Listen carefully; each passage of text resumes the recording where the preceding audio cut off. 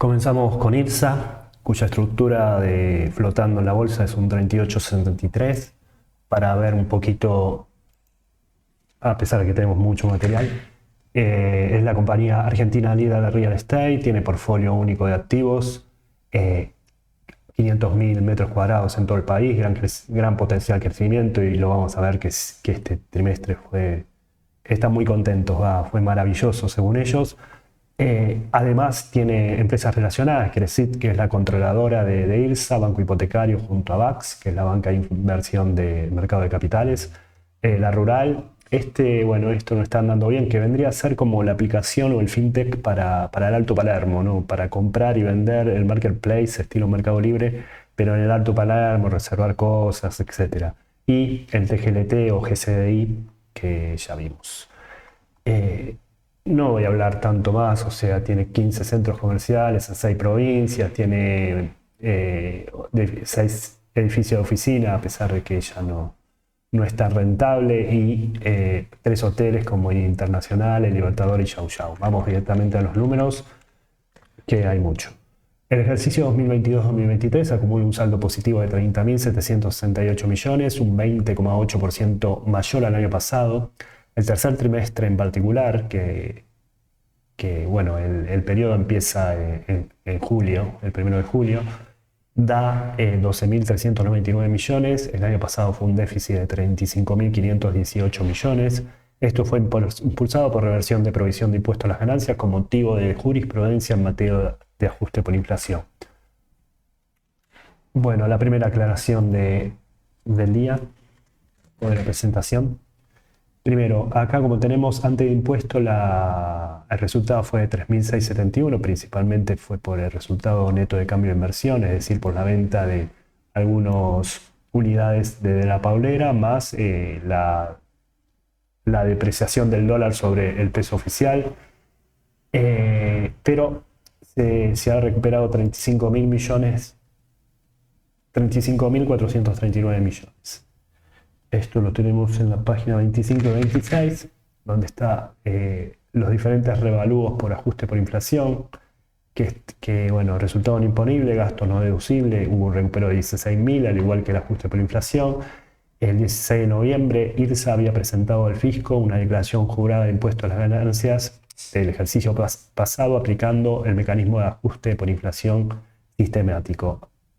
Lo que hizo IRSA es que no aplicó. Si no hubiese aplicado, hubiese tenido una retribución. La cuestión es que IRSA, después de diferentes alegatos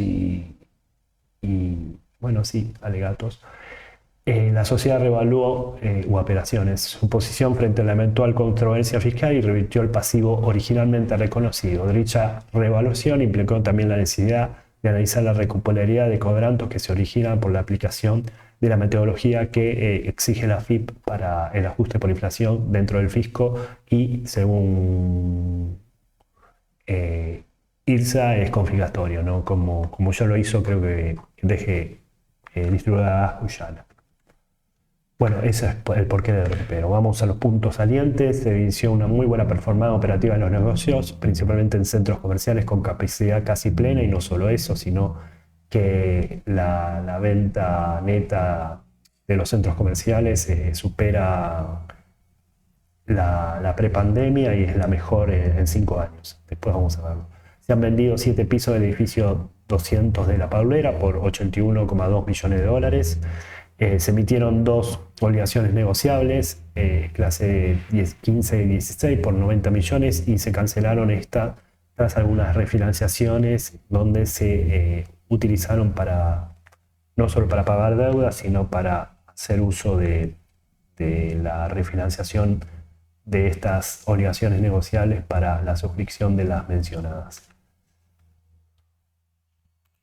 En la presentación que dieron dan los 7 highlights donde se destacan el margen operacional con la tendencia creciente de los malls, etcétera, etcétera. Lo que vamos a hablar o a exponer primero, esto es lo que no dije, que es la adquisición del edificio de Paseo Colón, que está muy cerca de de la Casa Rosada, es el Ministerio de Educación. IRSA tiene un trato, relaciones carnales con el gobierno de la ciudad, por lo cual, bueno, tienen varios negocios en conjunto. De hecho, el edificio de Suipacha, con no sé cuántas oficinas, lo dejan ocioso y nadie dice nada. Bueno, la cuestión es que tienen 576 dólares por alquiler. Se ha pagado el metro cuadrado 7,9 millones de dólares en 12 lugares para estacionamiento, 13 edificios de oficina, en el centro, etc.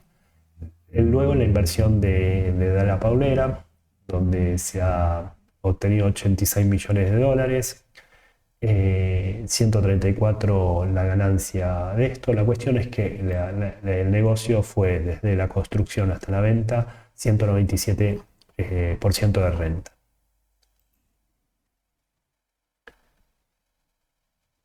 Seguimos con la presentación 15. Bueno, esto es la parte del canje. Recordemos que IRCP o IRSA Propiedades Comerciales, que incluía el Alto Palermo, se ha reconvertido y ha reconvertido sus diferentes obligaciones negociables al principio del ejercicio. La cuestión es que, bueno, se ha pagado estas reconversiones que vencían ahora en marzo anticipadamente para poder generar o emitir estas dos clases negociables que pagan 8,7 por 8 y 7%. IRSA, así como Cresut, tiene amplia participación en lo que es el mercado de obligaciones negociables en el mercado secundario, es decir, en la bolsa, en lo que vemos. Y por último, se ha pagado un dividendo ahora, que después lo mencionamos, en 21.900 millones de pesos, con un rendimiento de 13%. Los ingresos por venta totales dan 53.876 millones, una suba del 35,5% respecto al año pasado. Los costos de explotación dan 18.456 millones, un 21,1% interanual. El margen de vida ajustado es menor que el año pasado, 58%. El año pasado contaba con 65,5% por márgenes brutos y operativos mayores, descontando los cambios por valores de resultados en propiedades de inversión. Los inventarios suman 5.665 millones, bajando un 3,2%. El año pasado subió 9,3%. Esto se da por las ventas de los real estate que dijimos anteriormente, ¿no? 27. Bueno, esto es la baja de los inventarios al inicio y al final. Después tenemos el 11 y 12. Esto, bueno, la suba del EBITDA en todos sus símbolos, sobre todo hoteles, que aumentó un 110,7%, baja oficinas y sube lo que es shopping 41,8%. Este es el margen en cada uno de los nichos. Esto no es puntos básicos, sino son 600 puntos básicos, 1.240 puntos básicos y 690 puntos básicos, o 6,9 puntos porcentuales. Bien. Acá, bueno, el aumento de los ingresos operativos, un 33,1%, y acá está el revalúo que dije anteriormente de las propiedades de inversión, que baja un 54% o aumenta un 54% el déficit. ¿Algo más acá? Sí, tengo algo más. Tenemos lo siguiente. El ajuste por EBITDA, 16, 17. Bueno, acá da los ajustes, donde tiene que ver el EBITDA no auditado del 2023. Esto es por los revalúos y los impuestos a las ganancias recuperados. Por eso hay una reconciliación o dos índices que generalmente hace tanto IRSA como Cresut, que es el NOI, que tiene que ver con lo operativo. Hay una diferencia de más de 11.000 millones, y lo que es en los índices financieros hay una diferencia a favor de 7.000 o de 6.300 millones de pesos. No de dólares antes, no, eran pesos. Segmentos, centros comerciales, que es el 52,1% de la facturación, sube 30,5% en el interanual, incrementando el nivel de ocupación de 91 a 5 a 96,8%. Todos los shopping están 92% de ocupación por arriba. Expensas y fondo de promoción, que es un 19,8% del total, sube un 29,6%. Esto se da por la facturación global. Hoteles sube un 68,3% por comparación récord histórica del Yao Yao, y arriba del turismo a la ciudad de Buenos Aires. Acá está Intercontinental, no, en Yao Yao. Oficinas baja un 30,7%, no por la superficie de ocupación o por el porcentaje de ocupación, sino por menor superficie. Y ventas y desarrollo sube un 356 por las ventas que dijimos de los 7 pisos de La Paulera.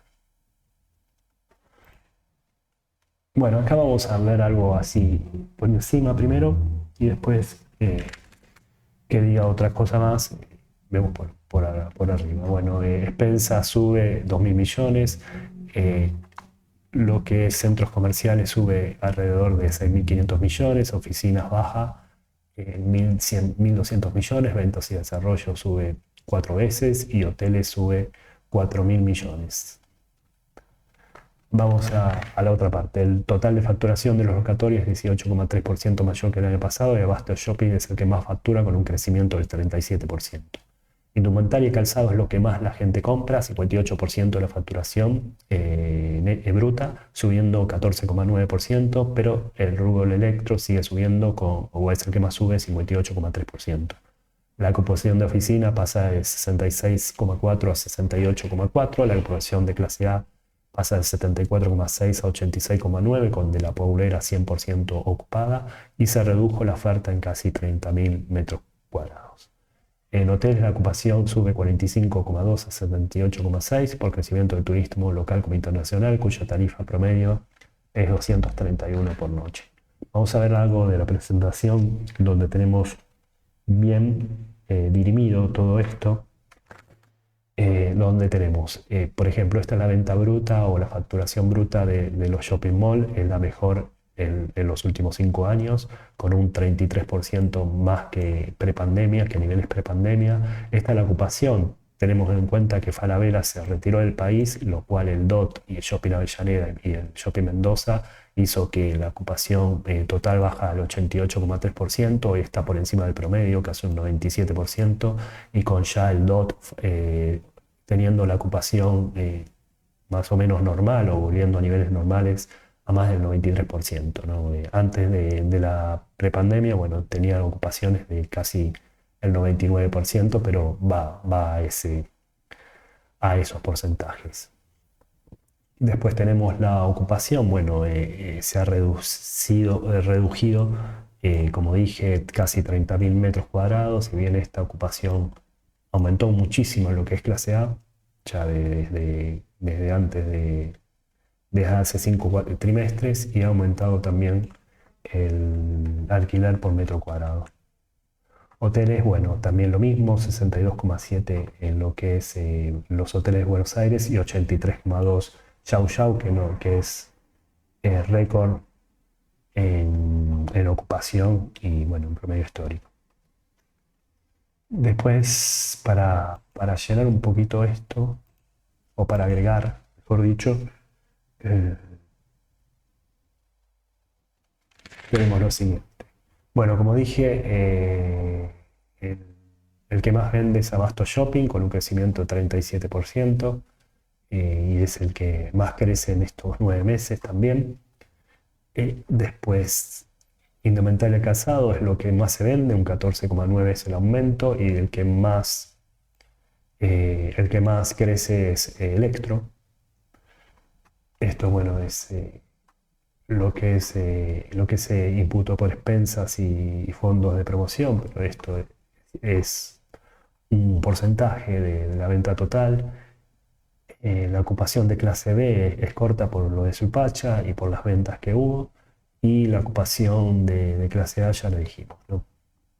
Y el Yao Yao factura 231 la noche, venía de $208, factura lo mismo más o menos que el tercer trimestre, debe de ser de temporada alta, del 2021-22. Los gastos de administración y comerciales arrojan 10.355 millones, subiendo 13,6. Remuneraciones, que es el 34,5 de los ingresos de los gastos, sube 20,4. Mantenimiento, seguridad e higiene, 19% de los ingresos, 7,7. Publicidad, 14,4 de los ingresos, sube 68,7. Bueno, acá es cortito, no hay mucho que mostrar. Tenemos los gastos, bueno, sube las remuneraciones de 8.200 a 10.000 millones, y etc. Los resultados financieros suman 9.557 millones, un 52,6% menor que el año pasado. La deuda bruta alcanza los 83.097 millones, es decir, 381,3 millones de dólares, bajando un 36,2% en pesos como consecuencia de pagos anticipados de las obligaciones negociables. En realidad hubo más cancelaciones que emisiones. El 78,3% de la deuda es en dólares. La posición en moneda extranjera es negativa, 49.153, pero como redujimos la deuda bruta, esto baja, el déficit baja un 37%. La deuda EBITDA es un 1,9 de relación, está muy por debajo de lo que era hace 2 años, y la deuda respecto al patrimonio neto es un 12,8%. El flujo de fondos es 14.986 millones, una suba del 99%, disminuyendo 6.532 millones por cancelación de préstamos en este periodo. Bueno, tenemos los resultados financieros, donde hay una baja de esto se da por diferencia neta, de alrededor de una variación negativa de 17.000 millones de pesos. Los préstamos bajan de 130.159 millones a 83.097 millones. Lo que es activos menos pasivos en moneda extranjera, hay una baja, bueno, de lo que dije anteriormente, de préstamos, que baja de 109.000 millones a 65.000 millones. Y el flujo de fondos sube alrededor de 3.300 millones de pesos, pero disminuye en el periodo 6.522 por cancelación de préstamos y capital de obligaciones negociadas. Yendo a la presentación y viendo un poquito más gráfico todo esto,